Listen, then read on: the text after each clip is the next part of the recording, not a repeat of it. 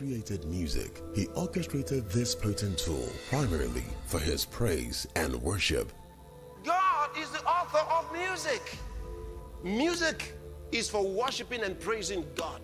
That's the primary thing it's supposed to do. But there was a distortion in this divine plan. When the enemy said, "I will ascend above the heights of the clouds, I will be like the Most High." But he was cast down from heaven. Being a master of deception, he has totally distorted and corrupted the beautiful gift of music as he desperately leads many astray by deceptively instilling in the minds of the unsuspecting a culture of satanic worship through the use of symbolisms in music. One of the areas you must be very careful is in music. Symbolisms. Music. And I've warned, and you need to take this seriously. These symbolisms show up in imagery that lure many into worshiping occult practices, promote sexual perversion, and other immoral vices such as drug addiction and drunkenness. And in lyrics that blaspheme and glorify rebellion against God and His Word.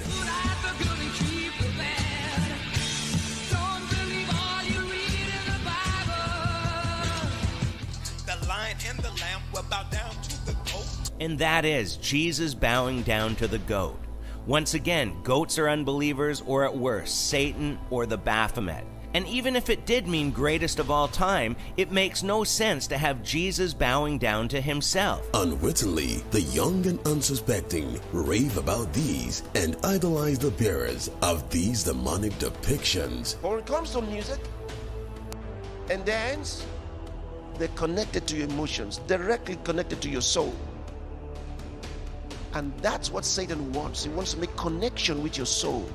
And the ultimate plan is to deter us from getting to relate properly with God and to get us to be a worshiper of the devil. You can't help but come to the conclusion that there is a purpose-driven objective on behalf of these people to communicate a specific idea to the audience. They are telling a story, and that story, that narrative, is deeply rooted in occult symbolism, and it's putting it out on blatant full display, and it's mocking Christianity. In 1946, which was 76 long years ago, a Satanist by the name of Alice Bailey, who was also regarded as one of the founders of the New Age movement, wrote a 10-point charter to destroy and eliminate Christianity so that the New Age philosophies may become the one world religion for the world. The 10-point charter by Alice Bailey are as follows. Number 1, take God and prayer out of the education system. 2, reduce parental authority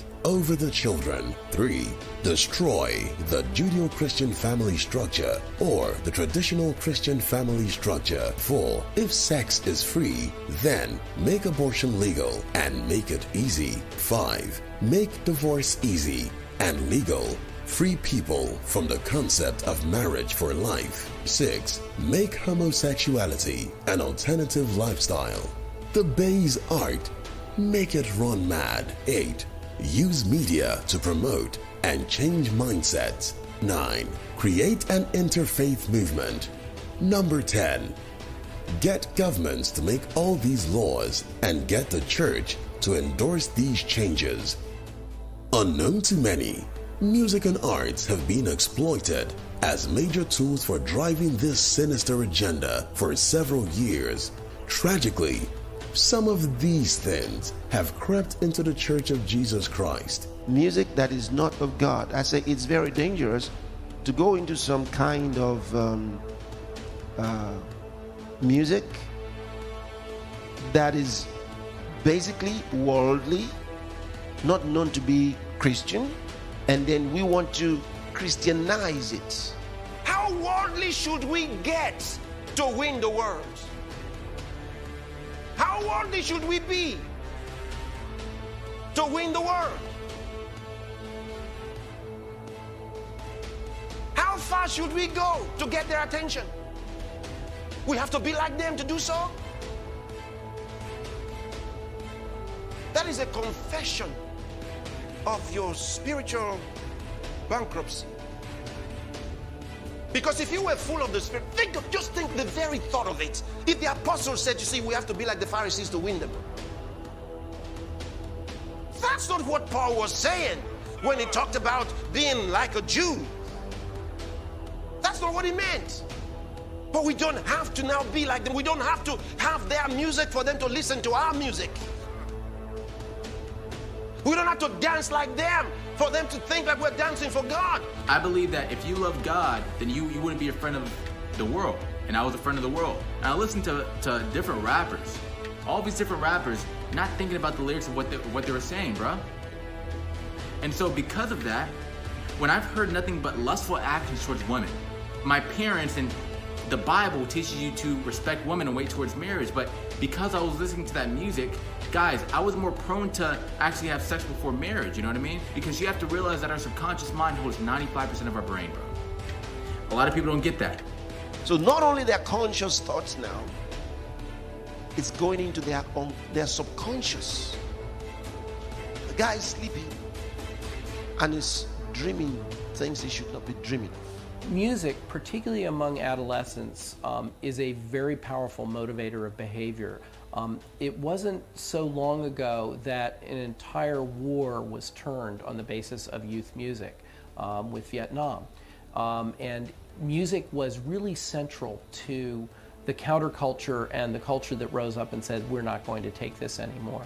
I don't think we should underestimate the power of music, because music touches the limbic system, or the emotional system of our brain, which actually, though slower than other parts, can overwhelm all of the other parts. We can't expect a system to be put together that will perfectly protect us.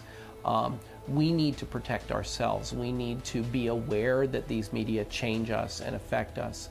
In the process of time, the demons start coming into their lives, because it's an invitation to devils. First, unclean thoughts. Either they might be thoughts of fear, or they're thoughts of a sensual nature. Unclean thoughts that come into them. You find a Christian, a nice Christian, who loves the Lord, but now he's struggling with unclean thoughts, dirty thoughts, sexual thoughts. And he doesn't know where they're coming from. They're coming from the dance, they're coming from the music. They're coming sometimes from the books they're reading. How does Christ come into the heart of a man? When you believe in Jesus Christ, he comes into your heart. You don't see the process. It's not like you have a feeling and then somehow you're witnessing that Christ is coming in right now. He's coming in. Oh, he has entered. No. Just by believing. All you do is you open your spirit to God, the Lordship of Jesus Christ, and bam, that's it. The light of God has come into your heart. The same process. You open those things and you're looking at things that the demons have inspired. Once your heart goes out to them, that's it. You have demons following you from then on. I said reggae, for example. Where did it come from? What's the source of reggae music? Music is psychology, see? And if the music does not penetrate the heart, the soul, and the mind, and the body, then you ain't gonna feel it. Because reggae music is not something that you hear, it's something you feel. See? And if you don't feel it, you can't know it. See? It is a spiritual music with spiritual ingredients for spiritual purposes. And I've never seen anybody who was into reggae for a long time and didn't have demonic activities come into his home and into his life. And I'm serious.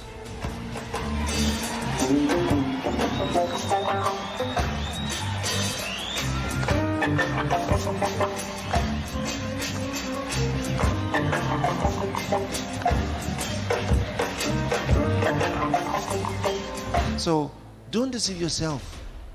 So, well, God has called me into this. If God is calling you into something, it needs to be pure. It needs to be from God. It shouldn't be something that's going to be bringing devils into your life. But reggae is not the only one. Have you ever noticed juju worshippers? They drum a lot. They drum a lot. And they dance a lot.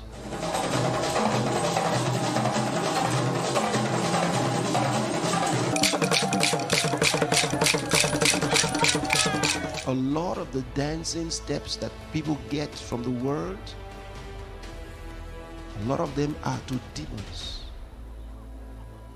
These are things that are the movements of devils. I've dealt a lot with people with evil spirits.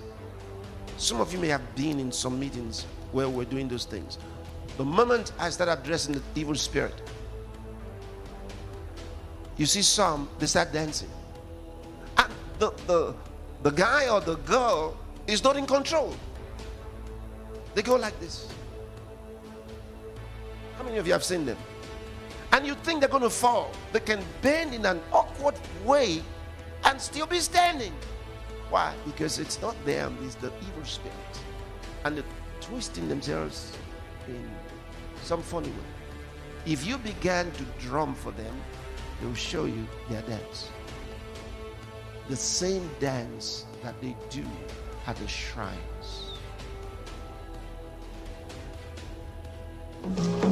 Music is a spiritual thing. You don't play with music. If you play with music, you will die young. You see, because when the higher forces give you the gift of music, musicianship, it must be well used. I get possessed by the spirits. I get possessed by the spirits.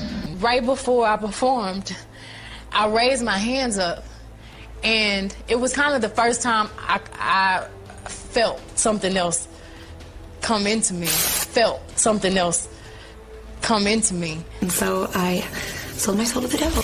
Sold my soul to the devil. It appears that it is these demonic beings that energize Jackson when he hits the stage. Jackson stated, quote, "When I hit the stage, it's all of a sudden a magic from somewhere that comes and the spirit just hits you and you lose control of yourself." Then there's this other kind of music. I watch the young people and I see that they've taken it into the church. And when they're dancing and they have their hand here. Have you seen it?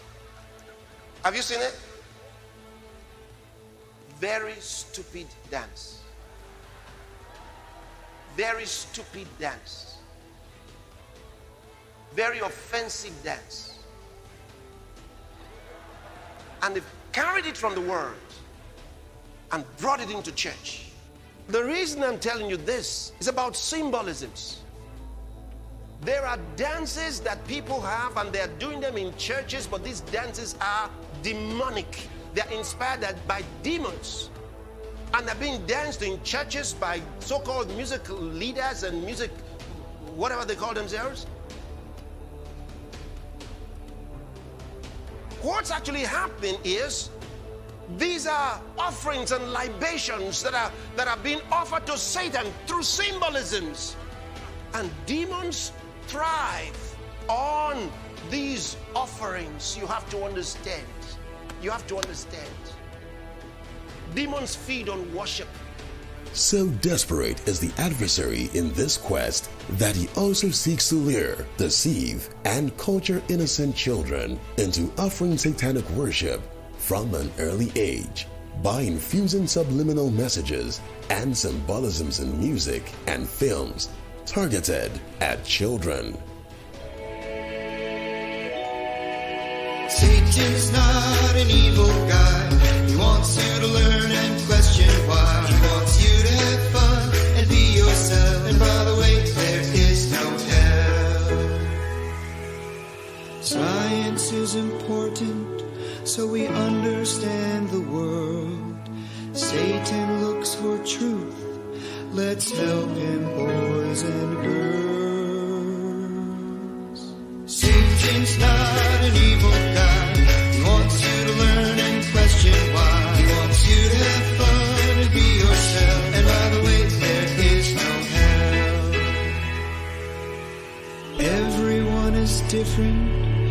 and that's okay with Satan. He'll always treat you equal, whether you're black, white, or gay. Satan-inspired theosophist Alice Bailey is quoted to have said, "When you are changing a nation, don't bother with the old people. They are too stuck in the old traditions. They will not change. But go for the children, especially 10 years and younger."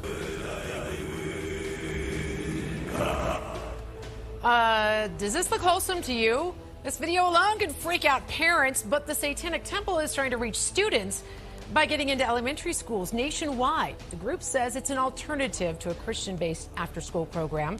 Denver 7's Mark Boyle's been looking into this, and Mark, they say it's a kid-friendly club. That's right. Hard to believe, but that's exactly what they preach here. And this is the parental permission slip that they're handing out so your kid can participate. Here's the After School Satan website. They even have a children's book dedicated to this. Now, they say there are some wholesome activities and lessons to be learned, but others believe it has no place around children.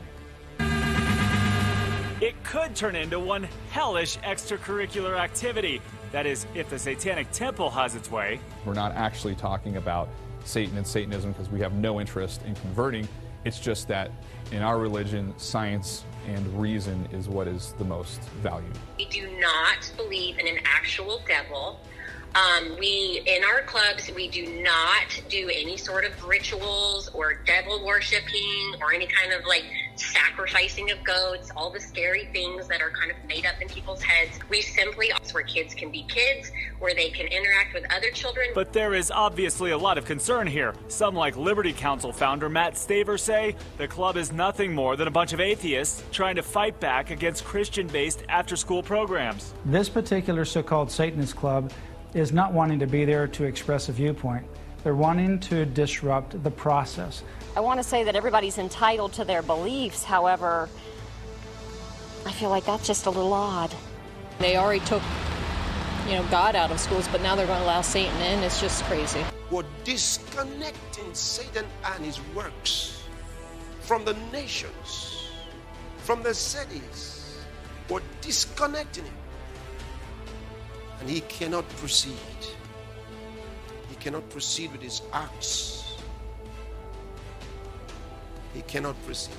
Music is a reflection of the culture and ideals of a people. Little wonder the adversary seeks to culture the world with the ideals of darkness through symbolisms in music and arts. But while the church remains, we will culture the nations aright, filling the nations with the songs of our kingdom, that they may worship the one true God, who is the true author of music and Lord over all. Revelation chapter 11 verse 15 says, "The kingdoms of this world are become the kingdoms of our Lord and of his Christ, and he shall reign forever and ever."